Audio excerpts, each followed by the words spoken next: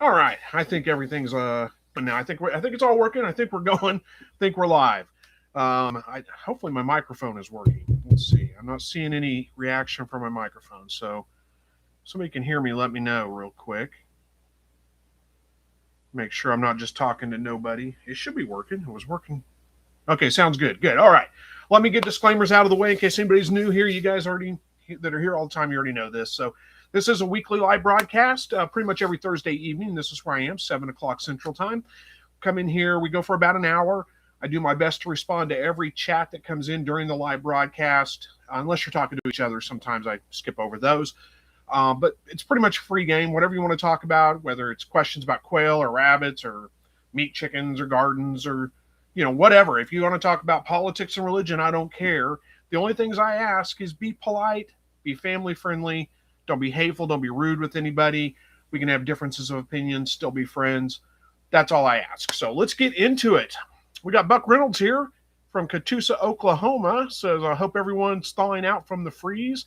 Yeah, it's actually been pretty nice the last couple of days. Today it was like 60 degrees out in the afternoon. It's pretty nice.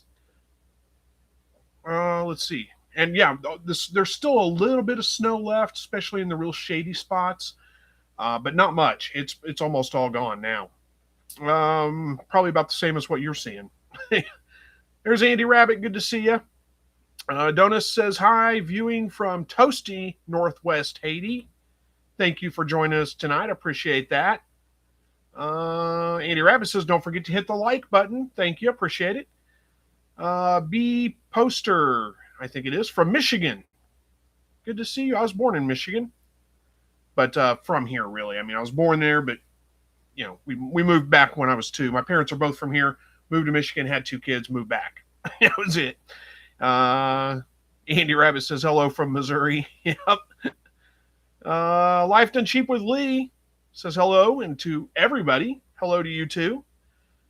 Joy Guthrie from Western Oregon, good to see you. Andy Rabbit says, if you ever need a good alibi, you definitely have one.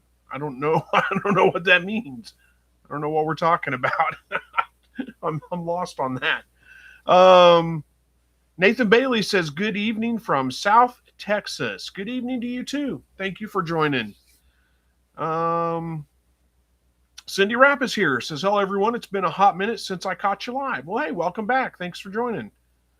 Dawn from chilly South Central Illinois. Oh, my live streams are my alibi. Okay, if I ever need one. Okay, that makes sense. Okay, I'm with you now. Dawn, is it still pretty chilly up there? We've had a pretty nice couple of days here, and we're supposed to be like in the 60s for a couple of days, maybe even up to 70 in a couple of days.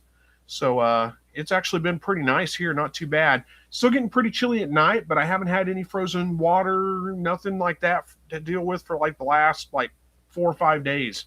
It's been pretty good. Tracy says, I'm so happy I'm getting back into quail. I have a 40-acre farm in Dukenham, is it, Tennessee? Awesome. Well, congratulations on that. That would be exciting. I wish I had a 40-acre farm, but I don't. But Don says 33 was the high today. Crazy. I guess you're a little ways from me, but you're not that far from me that you think it would be that drastically different, because we were like 60 degrees today. It was great. It was a pretty nice day. I did have some frost on the window on the truck this morning when I got up. I think it was 34, 33, maybe. I don't know. But it's definitely an improvement over where it has been. All right. What else we got? Do I have anything exciting going on? I don't think I do. Nothing too exciting. Groundhog saw a shadow. So another 6 weeks of winter is what they say. I think we're probably going to have another 6 weeks of winter anyway. It just seems like the seasons have shifted a little bit, and winter is lasting a little bit longer into the spring, but it's starting a little bit later in the year. It kind of feels that way the last couple of years anyway. So we'll see. Don says, wow, I caused him to crash. Who crashed? What are we talking about? Who crashed? Is it me? Did my system go down? Andy Rabbit, you say you hope he comes back. So I don't know. Are you talking to me? Like, hope I come back? Am I not live anymore? I'm waiting to get some response from somebody to make sure I'm still talking to people and I haven't lost my connection. It doesn't look like I've lost my connection. Yeah, okay. Oh, well, I guess we're good. I don't know. I don't know what's going on then. Who knows? Andy Rabbit said it's crazy how close Dawn is so far away in temps. Yeah, I know. It's crazy. It's like I said, it's not that far, and it's been it's a pretty significant. I mean, that's 30 some odd degree difference in temperature. Cindy Rapp says, after all the positive I've heard after all the positive I've heard here, I think it is, I'll be ordering quail hatching eggs from My Shire. Yeah, you can't go wrong. My Shire is a great supplier. I'm sure you will get some really good results from those. Tracy says, I have a question. Can I sell to people in Kentucky if I'm not NPIP yet? Where do you live? Do you live in Kentucky? Because as far as I understand it, and I don't really sell quail that much, but as far as I understand it, you have to be NPIP certified to sell across state lines, to transport across state lines. But within your state, I think you're okay if you were just to sell locally and stuff like that. Now, I wouldn't go trying to get too great big without getting NPIP certified just because. But I don't think that I don't know. Somebody that can, is maybe a little more experienced with can probably speak to that a little bit better. But that's my understanding with the rules. I don't know where you live, so I can't tell you whether you live in Tennessee and you want to sell to Kentucky. So technically, no, you cannot sell, I don't believe, across state lines without being NPIP certified. Andy Rabbit says, My Shire is a good farm and good people. I agree. Yeah, really good people. I'm friends with Zach and Jenna, and they're super nice people, real good people, good hearts. They'll treat you right. Buck Reynolds says, I got you, so meaning I'm live, I think. Oh, Cindy Rapp says, I think she was talking about the groundhog. Okay, that makes more sense. I thought it was me. I thought I wasn't live anymore. That's happened at times. I mean, I've lost a connection or something, didn't know it, and I'm talking away and for like 15 minutes to nobody. But B Poster says, when it started this year while I was planting my orchard. Yeah, well, I mean, fall's the time to plant trees though, right? So, but you're saying winter started, huh? Dawn says, you can't cross state lines without being NPIP certified. I sell in-state all the time. That's kind of my understanding with it too. Now, of course, if you're just doing a one-off here and there, I mean, nobody's probably going to know. You might be able to get away with it. But if you're doing it, if you really want to make it a commercial, like an official business where you're selling quail, you really need to probably get NPIP certified.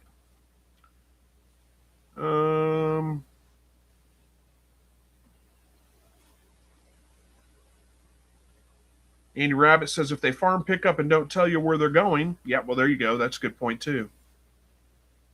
Or pick up in your state. Yep. Tracy says, I have over 600 eggs coming from My Shire. Boy, that's a lot.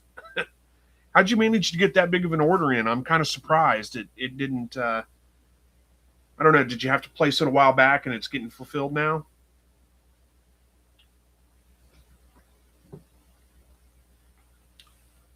Star Trekkie Borg says, does that include eggs or just meat? Talking about NPIP certified?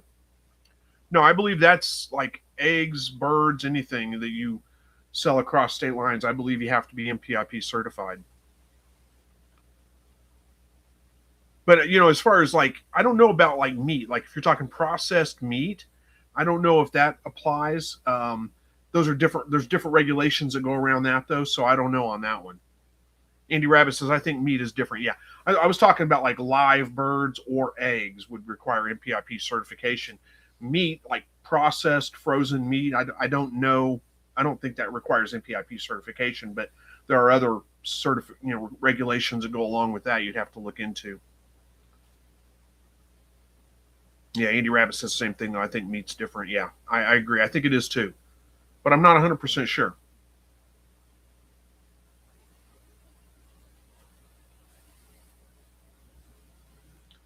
All right, what else we got here?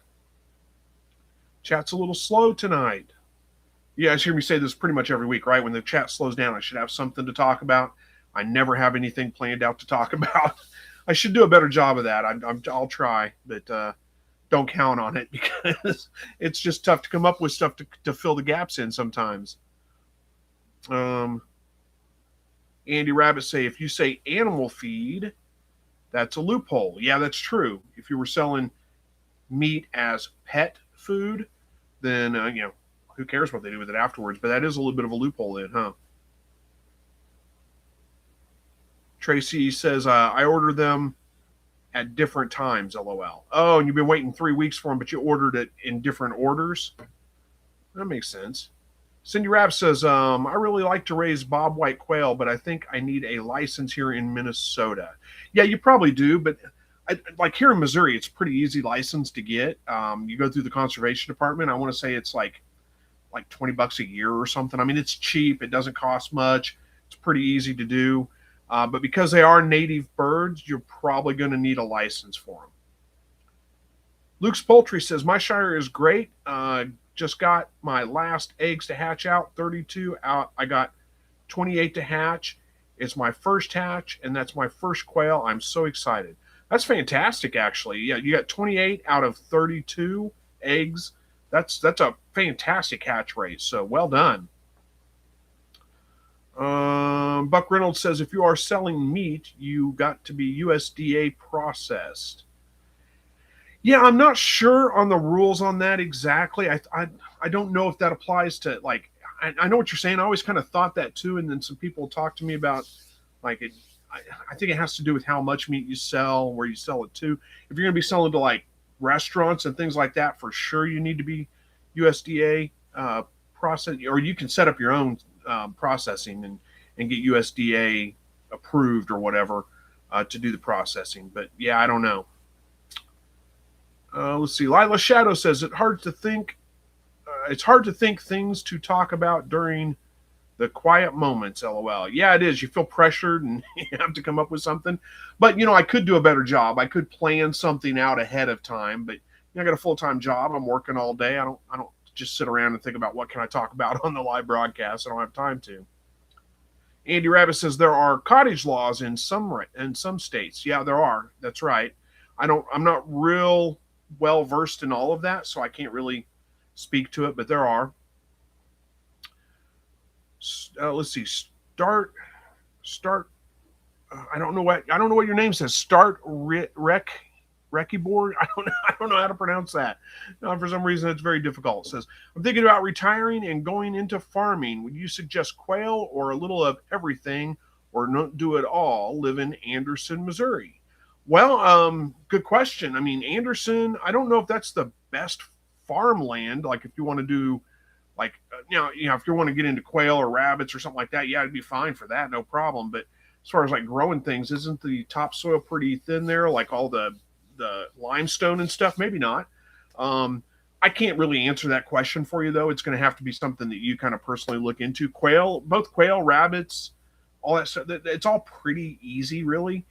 Quail are real easy. You can ramp up as fast as you want to. You can take it slow. You can do whatever. If you're looking at marketing them, I don't know that there's a whole lot of market for them.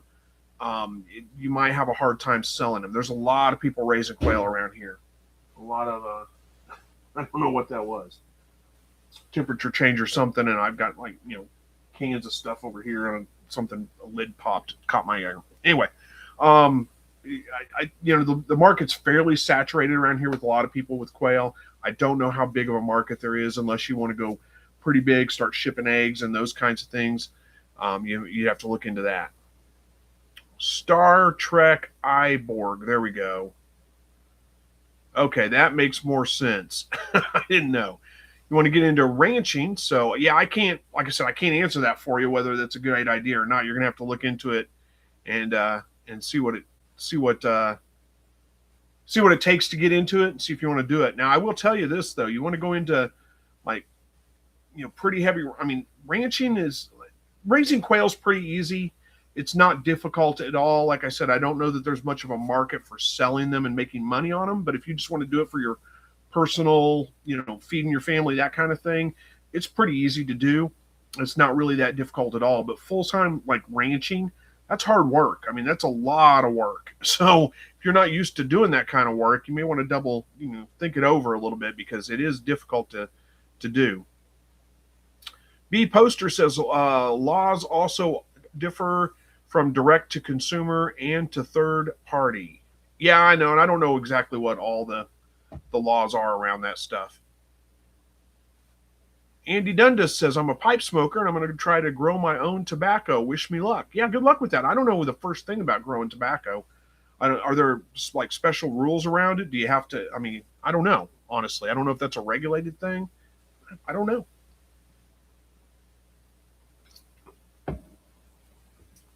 Buck Reynolds says, I sell meat to restaurants every day to be sure you are legal USDA. There you go. Somebody with more experience than me. So where do you take them? Do you process them yourself, or do you take them somewhere that is USDA certified and have them process them for you? And I'm kind of curious how that process works. Cindy Rapp says, here not many have quail eggs for sale, so my market for quail eggs is big. Nice. And I don't know. I mean, Anderson's not that far away from me. I used to spend a lot of time down around Anderson and Pineville, Knoll, that whole area right there. Excuse me. So I don't know. You might have a slightly better market there, but it's not that big of an area. Not that population-wise, there's not that many people there. So I don't know. You would have to sell outside of your area, I would think, if you were going to be doing that. And like Joplin, this area right here, and in Neosho, and this whole surrounding area, there's a lot of people raising quail. I mean, you can just go on Craigslist. There's people selling quail eggs all the time. Andy Rabbit says, you can ship within the state that you live in without NPIP, right? I think so, but I don't really know. You're going to have to ask somebody else about that. Unfortunately, I'm not the expert on that. Star Trek Iborg, hopefully I'll remember that, says pigs, quail, goats, and sheep. That seems like a whole lot to bite off if you've never done it. Now, if you've got some experience in it and you know what you're doing, that's a little different. But if this is something that, like you're retiring from a different kind of job, you've never done this stuff before and you want to get into it, I think I would start a little bit slow. Maybe just start with quail. They're pretty easy. That's not going to be that big of a deal. And maybe, do a couple of pigs, or a couple of goats are hard on fences. I don't know about sheep. I don't have any experience with sheep. But that does seem like a whole lot to try to get into. There is some money in goats and sheep both. If you get into like higher end bloodlines and like show goat, I don't know that much about them. I can't speak to them, but if you're like talking about like just regular pygmy goats, I mean, I don't know how much money there is in that, but some of those, high end goats, they go for a lot of money. Let's see. Lila Shadow says, my mom just tried growing tobacco and it didn't go so well for her. Hope you have better luck with it, Andy. Yeah. Clearwater Finches says to Andy Rabbit, that's the rule I go by. Shipping in your state would not have to be NPIP certified. I think so. I mean, I think that sounds right to me, but I don't know. Andy Rabbit says, my brother grew tobacco once. He had a pretty good crop. Interesting. Star Trek Iborg says, shout out to my neighbor. I don't know are you talking to me? I mean, we're pretty close to neighbors anyway. I don't know if you're talking to me or there's somebody else in here I missed that lives close by. Buck Reynolds says, I got everything processed. Take a lot to do it myself. You get everything processed. What do they charge you? I'm kind of curious on that. If you don't want to talk about it, just say you don't want to talk. It's fine. I'll quit asking you questions. But how is it profitable to take it somewhere, pay somebody to process it, then to sell to a restaurant? It seems like the margins would be awful tight there, but I may be wrong. Andy says, I had a friend ship me some eggs once from Florida without NPIP. Yeah, I mean, if you're just doing it one-off, a friend shipping to a friend or something like that, you're probably going to be okay. If nothing else, you can just claim ignorance. They're not going to go after you for that probably. But if you start a business and you're shipping out tons of eggs, that's a little different story. Star Trek Iborg says, YouTube videos. So obviously I'm an expert. Yep. I know how that goes. I'll tell you what, those homesteaders on YouTube and stuff like that, they kind of a lot of times make it look a lot easier than it is. They play it out like it's a lot better or a lot easier than it is. And those guys are making a lot of money.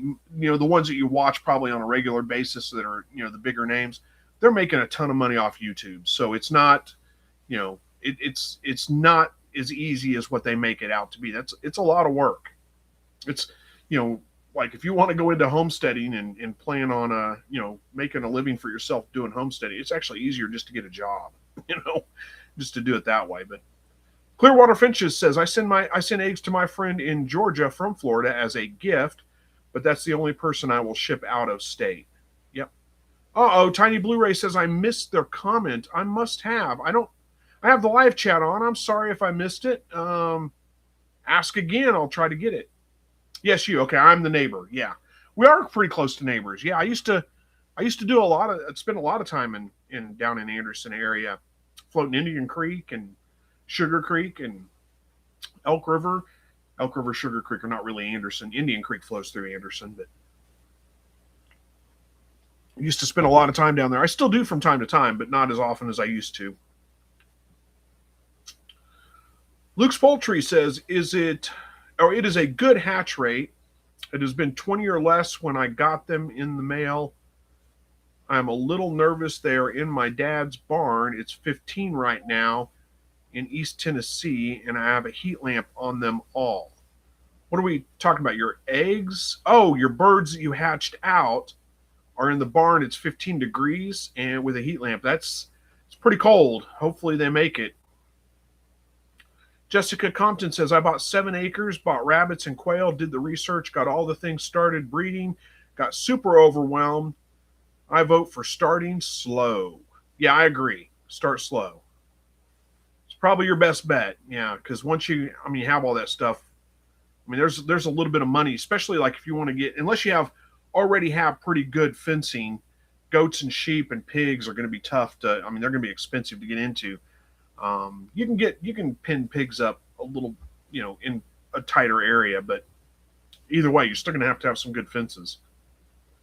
Let's see. Jessica Compton says, good thing I never got the goats I planned. Yeah. That my problem is not so much. I mean, yeah, you get overwhelmed with it too. That can be a problem too. But my problem is I have a tendency to find something new, get all gung ho about it, and then just kind of lose interest, you know? So I imagine lots of people are like that. It's probably not just me. Andrew Clark says, I got fined in Tennessee for selling meat that I processed because it wasn't USDA certified. The processor needs to be certified. Yeah, again, it kind of depends on, it kind of depends, I think, a little bit on how much you're selling. If you're just selling like one off here or there to a friend or family member, you're probably going to be fine. But if you want to go, decent amount of sales, you're going to get some attention. You need to make sure you're following the right processes. Andy Rabbit says, one channel I watched just put out a video saying that they got hit by the bird flu and had to put all their birds down. Yeah, see, that's, I don't know. I have mixed feelings about that. I get it. I understand why.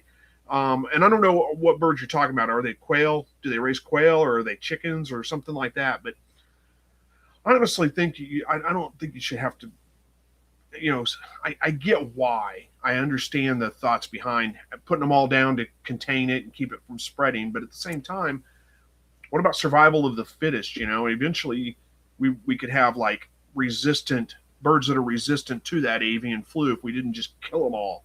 Let the ones that make it and see how they do. But anyway, Chester Hickman's here. Good evening. Good evening to you too. Andy Rabbit says, they said if the government does it for you, they will pay fair market value for each bird. No birds for 4 months. So sad. Oh man, that would be terrible, huh? Jessica Compton says, yes, me. I don't. Oh, are you saying you get this? Is that in response to what I was saying about, like, I get super hyped up about something, then lose interest? Is that what you're talking about? You're like that too? Tiny Blu-ray says, my dog eats raw. I just started feeding rabbits, fur left on. Is it possible to eat too much fur? I imagine it would be possible to eat too much fur, but I don't think a rabbit with the fur left, I don't think if you're feeding them that every once, I mean, if they're still eating it, they're probably okay. I mean, the fur's a lot of fiber, it's going to be fine.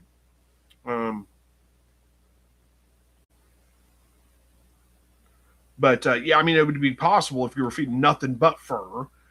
Make sure you do feed. If you're feeding raw, though, you do need to have other stuff in there, not just rabbit. That's a little. Uh, there needs to be some other things mixed in with it as well. Luke's Poultry says Andy Rabbit is the channel 5-acre farm. It's so sad. Yeah, I'm not sure. I don't know who they are right offhand. Buck Reynolds says it cost me $4.50 a head on rabbits, beef about $1 a pound, chicken are $5. I make a little bit. So interesting. Okay, so you're talking about like I thought you were talking about just quail. I was wondering how that worked. Andy Rabbit says it was 5-acre farm. They have quail, chickens, geese, duck, and pheasants.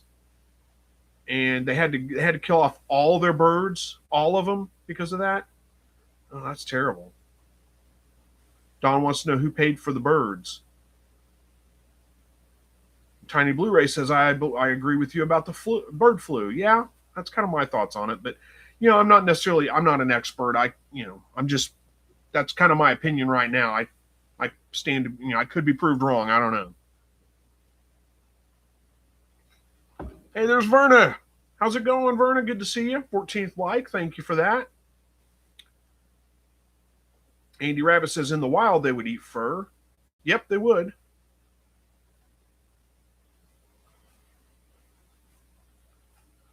Let's see. Star Trek Iborg says it's probably going to be another couple of years before I get off the road. I'm an over-the-road truck driver. My wife loves her chickens. Do you think she would enjoy having some quail if I built cages? Well, I don't know your wife, so I can't say, but I don't see why not. I mean, quail are pretty easy.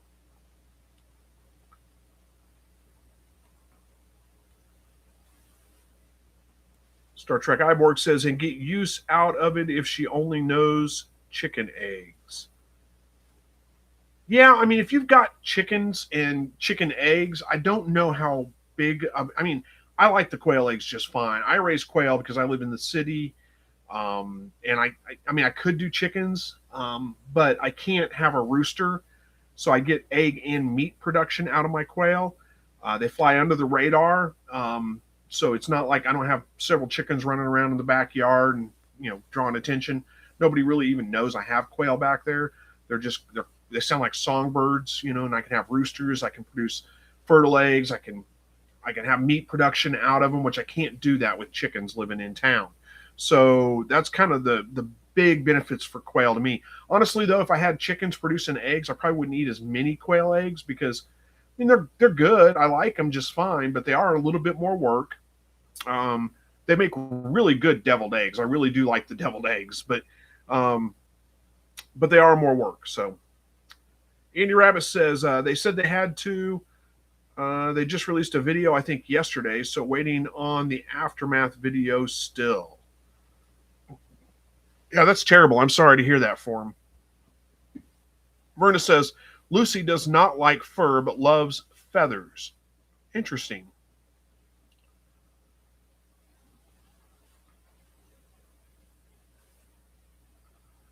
Let's see. Jessica Compton says to Star Trek Iborg, I love his cage setup. I have chickens. Great, easy fun. Good.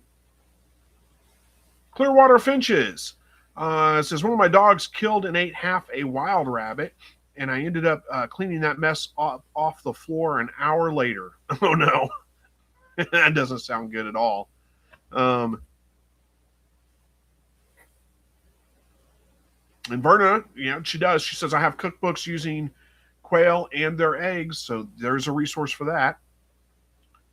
Luke's Poultry says it would be worse if my birds got bird flu.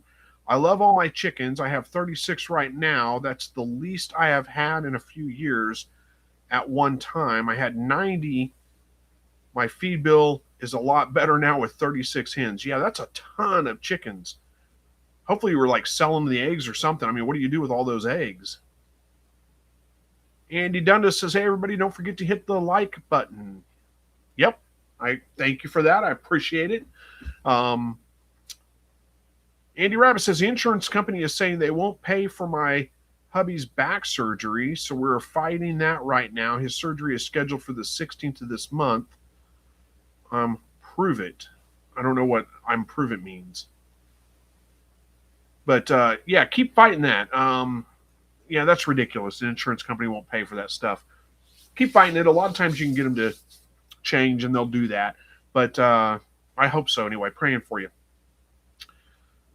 B Poster says in the city on this side of the street, chickens are allowed. Across the street, they aren't. That's crazy. My city does allow chickens. Technically, you're supposed to have a permit. I don't think anybody gets a permit. It's just kind of one of those things that if you're a nuisance, they have something that they can kind of, come at you with. But as long as you're not a nuisance and nobody's complaining, they're not really working on enforcing those, ordinances or anything. But there is an ordinance that allows chickens. I can't remember how many you can have, and what their space requirements in the ordinance are ridiculous. But yeah. See, Luke's Poultry says, and ducks and now quail. I would love to have geese. So you have all those chickens, and then ducks and quail, and you want geese too, huh? Geese are mean, or they can be anyway. But yeah, I've thought about getting ducks before too, but I don't know. I probably won't do that. Yeah, Luke's Poultry says it's chicken math, and I'm worried about quail math. Yeah. Well, there's that. It's too easy to with quail, it's too easy to just get a ton of them all of a sudden. I just got a bill from the hospital today. This is Andy Rabbit. Says I just got a bill from the hospital today saying I owe $511, and I got to fight that too. And it says, what's up with the insurance company? Yeah, I know. I don't know what the deal is with insurance companies. I mean, I get from their standpoint, they're trying to keep costs down, to keep, premiums down for everybody, because everybody's complaining about the premiums anyway. But it does seem like they are, there's a lot of people that do take advantage of the insurance companies, I think. But they, I'm not defending them. There's probably a lot of greed in there too. Let's see. Keone Walaka, I think it is, says back surgery. Don't let them fuse discs. Look into an X stop or an Aspen implant if this is a disc nerve pain issue. I don't know what that is really, but. And Verna says, Luke, quail math is a thing, believe me. Yeah, it probably is. Verna says that insurance coverage has changed since Trump got rid of Obamacare. I don't think that has anything to do with it. Insurance companies are always that way, I think, or have been for a very long time anyway. That's not a new thing. Don says to Andy Rabbit, if we get a bill from the hospital for or doctor, it's because they did not bill all of the insurance to get it paid. They are lazy and don't bill both parties of our insurance, or both parts of our insurance. Yeah, that's something too you got to be careful of, because sometimes it is just that. Andy Rabbit says they are wanting to scrape the inner bone. Best way I can describe it. That sounds horrible. Jessica Compton says, I rebuilt my chicken coop this year, and I'm thinking about getting back into quail. I want to put my setup inside the chicken run. Inside the chicken run, has anyone had any issue with quail droppings and exposure to chickens? Well, I mean, I haven't done that, raised chickens with quail. There are some diseases that chickens can be carriers of that quail can be susceptible to. I don't know how big of an issue that would be. I mean, I can't speak to it from, my experience or anything like that. I don't know that it would be an issue. Verna says, yes, if you ask my daughter, premiums went up and coverage went down.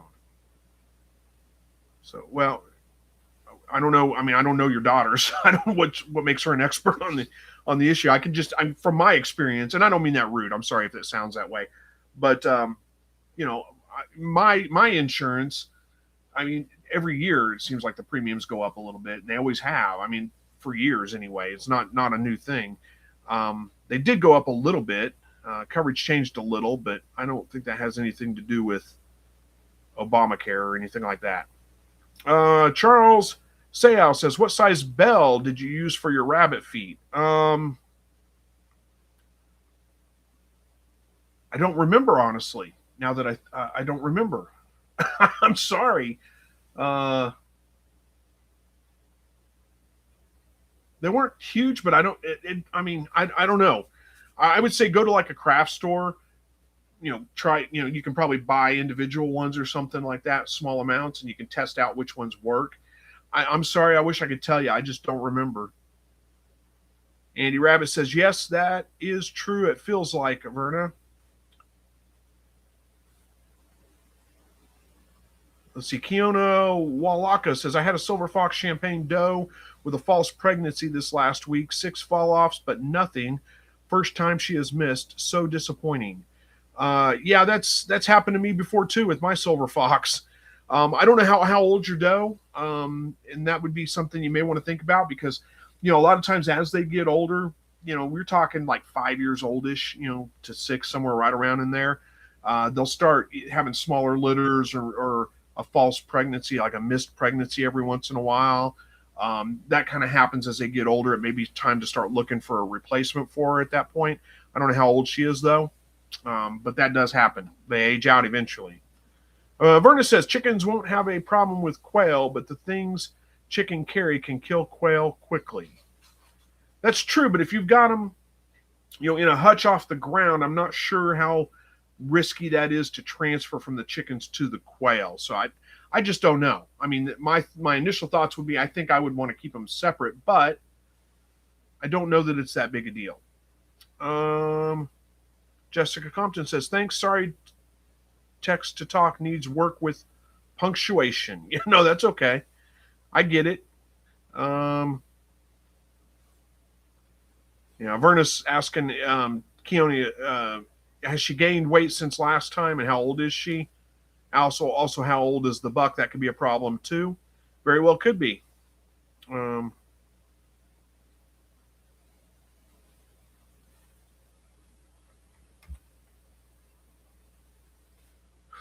Andy Rabbit says, why have chickens when you can have quail? LOL.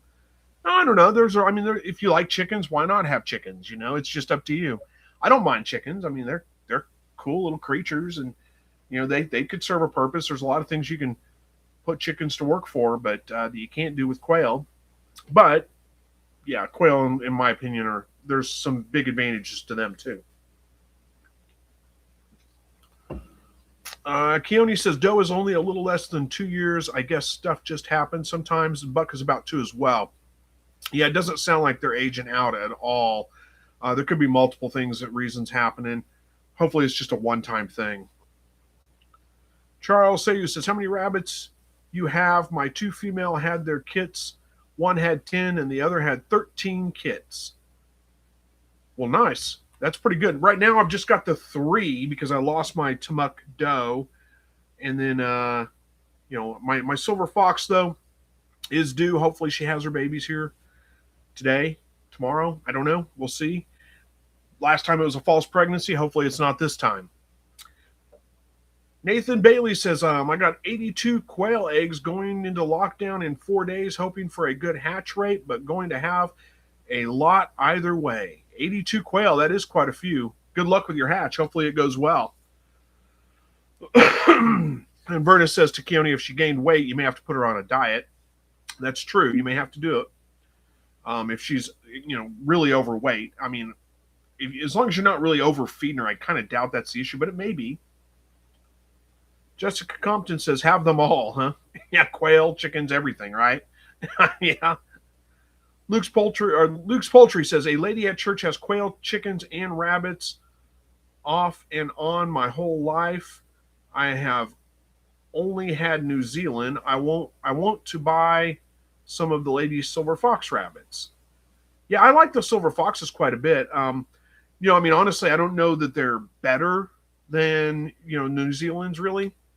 In some ways, I think they are because it does seem like New Zealand, especially does, tend to be a little bit kind of crazy, hard to handle. And the silver foxes usually are much easier. They're pretty mellow. They're a little bit easier for me to handle usually, but they don't necessarily have as fast a grow out rate as the New Zealand's do typically. Then again, I've had New Zealand's with slow grow out rate too, but you know, but they're I like the silver foxes quite a bit. What are we doing on time? We got like 20 minutes left. We're doing good. Nathan Bailey says, I don't care if quail were completely useless. I would have them either way because they're enjoyable little animals. Yeah, well, there's that too. If you enjoy them, why not? Andy Rabbit says, I like the silver fox rabbits. I do too. I like them quite a bit. Vernell says, Havana rabbits are a wonderful compact meat rabbit and are usually pretty mellow. Yeah, I don't have any experience with them, but I'm sure that they would do great. Keona says, you've about convinced me to get into quail. I just need to decide if I really want to add to the menagerie, chickens, turkeys, and rabbits. Yeah, I mean, quail are pretty simple. But, you've got a lot going on. I get it. So you have to make up your mind. Charles Sayo says, my rabbits are New Zealand and silver fox mix and fast growing kits. Nice. My experience with silver foxes is they grow a little bit slower than New Zealand's on average. But I've had New Zealand's that grow out slow too, like I said. But most of the time, New Zealand's tend to be a little bit faster grow out. Andy Rabbit says, back in the early 90s, quail were just unless enjoyable. What? Back in the early 90s, quail were just unless enjoyable animals. I'm not sure what you mean by that. Luke's Poultry says, my 3-year-old doe missed 2 times in a row, just like the look of the silver fox. Oh, just like the look of the silver fox. Yeah, and they've got nice fur. They've got that stand-up fur. You brush it backwards, it stands up. They're cool. I like them too. They're one of my favorites. Andy Rabbit says, I don't know anyone from back then that ate them or the eggs. Yeah, I've talked to a few people that had them years ago. But yeah, back in the 90s, though, if you talked about quail and people raising them, it was usually bobwhite quail, and they were raising them to like release for hunting and that kind of stuff, or training dogs or something like that. It wasn't like domesticated Coturnix quail that they were using as a livestock animal, so to speak. Tracy says, I'm getting black quail fertilized eggs too. Nice. Well, good luck with your hatch on those. I hope it goes well. Verna says, oh, Chris, I'm doing Japanese purple sweet potatoes this year. Boy, are they prolific. Yeah, I think I've seen those before. I don't know. But yeah, that's good. If they're prolific, that's really good. How do they taste? Andy Rabbit says, that was supposed to be useless. Oh, useless, enjoyable animals. Gotcha. Okay, that makes more sense. Luke's Poultry says, I've never heard of Havana. They're probably lesser known for a meat rabbit, but it's an older breed. I mean, they've been around for a while. B Poster says, silver fox are good looking. Yeah, I think so too. Charles Sayo says, I'm up to 30 rabbits with the kits. Yeah, that's quite a bit. Keone says, I've tanned the hides, but have yet to figure out how to sew them together for use. Yeah, the problem with that, from my understanding, and I don't have a lot of experience with this myself, but from my understanding is that when you're processing the rabbits at like 8 to 12 weeks old, it's not really the best quality hide to sew together. It doesn't mean you can't do it. Sewing is one of those things. It's not one of my skills that I really have. I mean, I can sew a button on a shirt or something like that, which I've done plenty of times, but like to actually make things sewing, I don't have that skill. I always kind of wanted to learn it. I just never did. But if I understand it right, like if you're just wanting to make it for personal use, do it. Why not? Try it out. Just do it to learn the skill, if nothing else. But it's not going to be like top-notch, quality leather, so to speak. Brenda says purple skins and purple flesh, and they have more flavor. Interesting. I may have to try them out. I think I see them every once in a while at like farmers market and stuff. May have to give them a try. Nathan Bailey says, try to grow passion fruit, trying to grow passion fruit this year, and they are my favorite fruit. So very excited. Interesting. Well, good luck with that. They are one of my least favorite. I do not like passion fruit at all.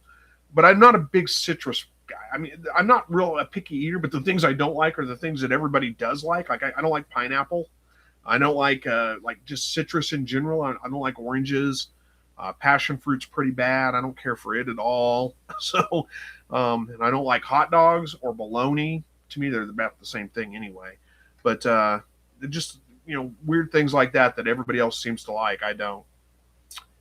Buck Reynolds says, "Well, I like New Zealand. That's all I got." There's nothing wrong with New Zealand.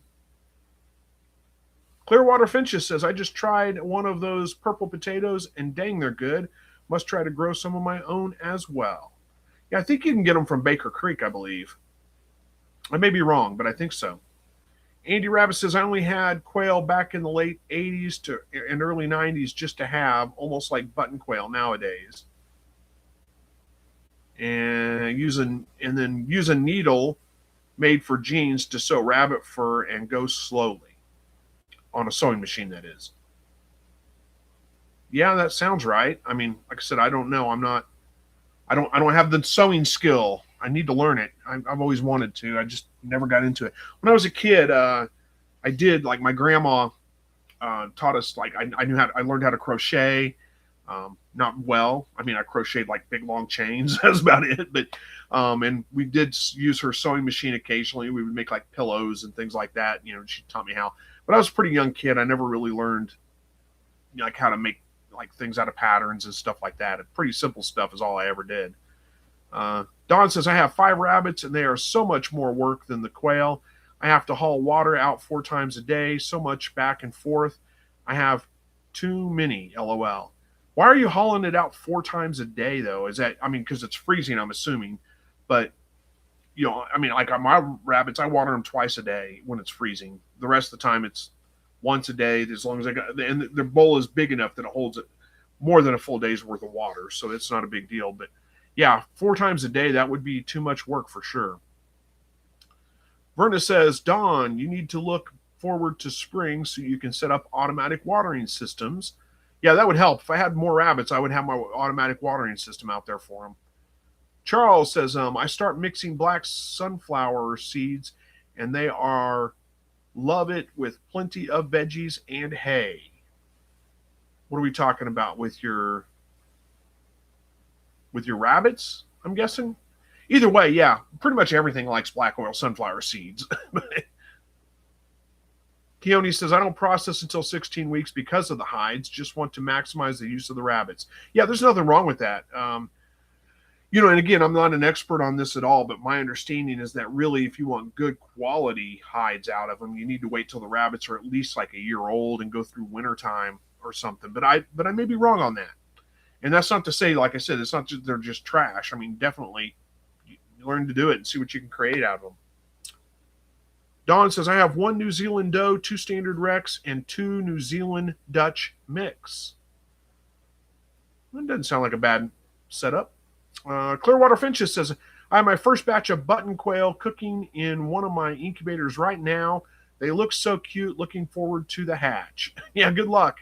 Hopefully you have a good hatch with that. They are cute little birds, but I don't know just pets, I guess. Just let's see. Don says, to Verna, "I have the parts picked out, but spring for no freezing is in May." Yep. Donna says, "Chris, do you have a spiral program?" You're talking about like spiral breeding or something like that? No, I don't. I'm kind of familiar with it, but not well enough to speak to it in much of an expertise at all. Don says, "Rabbits stop eating when they have no water, only ice. Their bowls ice over every 4 hours." Yeah, well, I mean, that's true. They will stop eating if they don't have water. But what I find with mine is, I mean, I give them water in the morning, they drink as much as they want. And I give them water in the evening, they drink as much as they want. And that's plenty for the day. Of course, we don't stay frozen for like weeks on end or anything. Usually, I mean, we maybe have a week, maybe 2 at the most, where it's like water bowls are frozen over. So maybe there's a little bit of difference in that, but my experience is they get plenty of water when I give them water in the morning, water in the evening. I've never had problems with them not eating. Andy Rabbit says, I saw some button quail this weekend. Now I want some. I don't know why, but I do. Yeah. Don says solid ice. Oh yeah, I know. I mean, I'm familiar with that. We get my water bowls freeze over too when it's cold. Andy Rabbit says, okay, because the button quail were so cute. Yeah, they are. I agree. Verna says, blessings all, time for me to head out to Snow and Tear, which starts after this is over. Well, no problem, Verna. You have a good evening. Hopefully that goes well over there, and thank you for joining us. Charles says, where are you located? I'm in Ontario, Canada, and it's been negative 40 some nights. Yeah, I'm in southwest Missouri. Not that far north. Negative 40. Yeah, I would. You know what I would do with that? I would move south. That's just too cold. Don says, today was the first day we broke freezing at 33 this year. Yeah, it has been pretty cold the last couple of weeks, but we're now, like I said, it was like 60 degrees today almost. And in Canada, are you talking negative 40 Celsius? I don't know how cold that is in Fahrenheit. Let me look. Oh my goodness. What's going on here? Why isn't it just telling me? Oh, negative 40. There we go. That's why I didn't do that. Oh, it's the same. Negative 40 Celsius is negative 40 Fahrenheit. Wow. Interesting.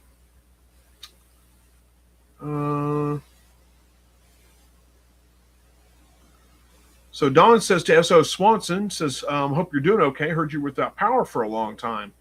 Oh, that's not good. And Clearwater Finches says, move south. That's exactly what I did. Originally from Canada as well. Zach says, you're the man. First time quail guy. I've got a bunch of jumbos hatching out. I breed a lot of aquarium fish, and those quail are an awesome addition. Plus, I can eat the quail and eggs versus the fish. Yes, indeed. So, well, hopefully you get the information you need from the videos. Thank you for watching them, and congratulations on all your success with those. S.O. Swanson says, still no power, Don. I'm at a temporary location, may have electric Saturday and internet in a month. This ice storm was a mess. Oh, man, that sucks.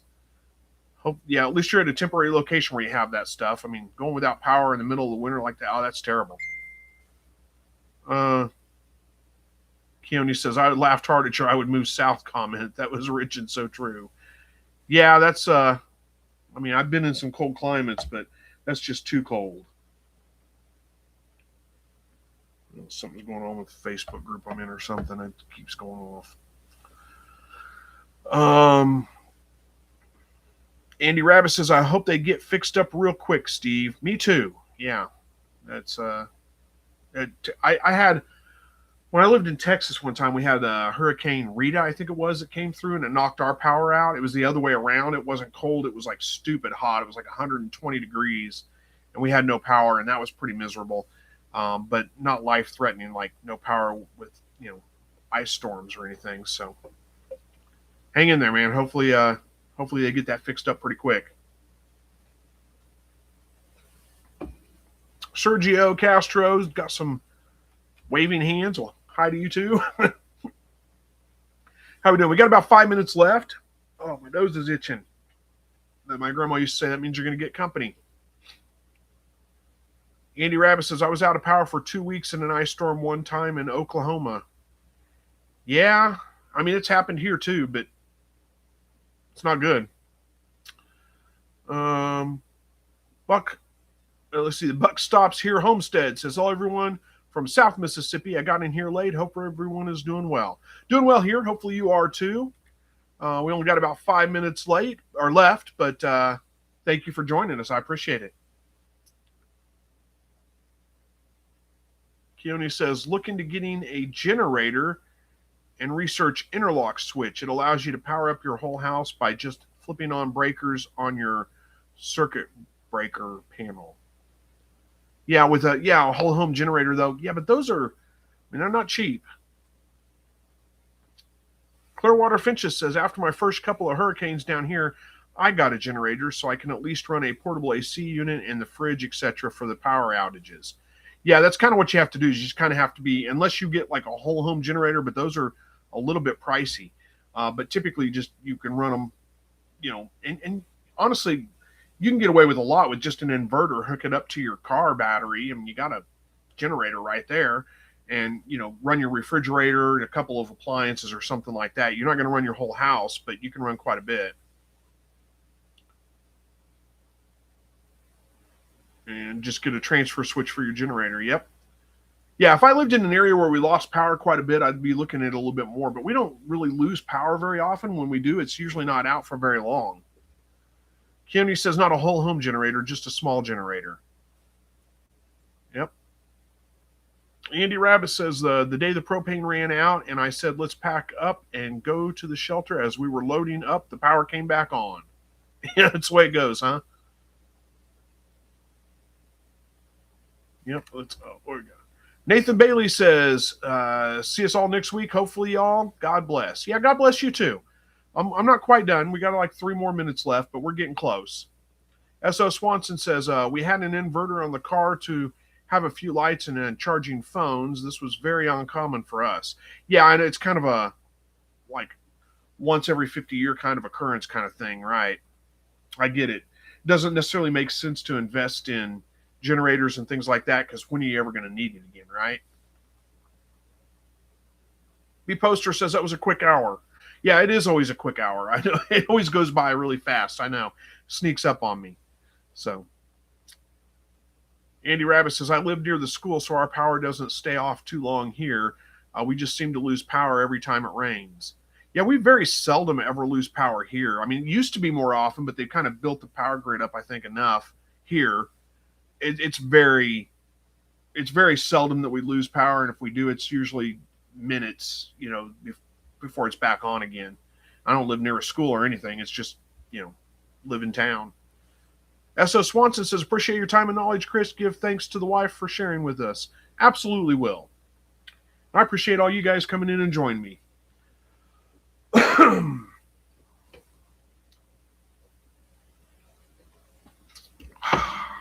All right. Kenny says, I'm in the middle of Tennessee and we lose power a few times a year. So the interlock switch thing was an awesome find. Yeah, I imagine it would be if we lost power that often. Like I said, I'd be looking into a generator.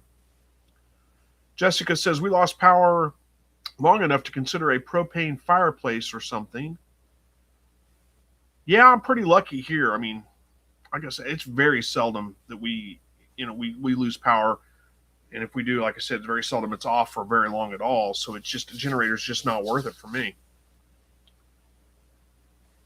All right, guys, I think it is about time to wrap this one up. Let's see real quick. Andy Rabbit says the Texas storm was a little stupid. 15 minutes on, 15 minutes off. The Texas ice storm was a little stupid. Like talking about your power going on and off. Huh. Interesting.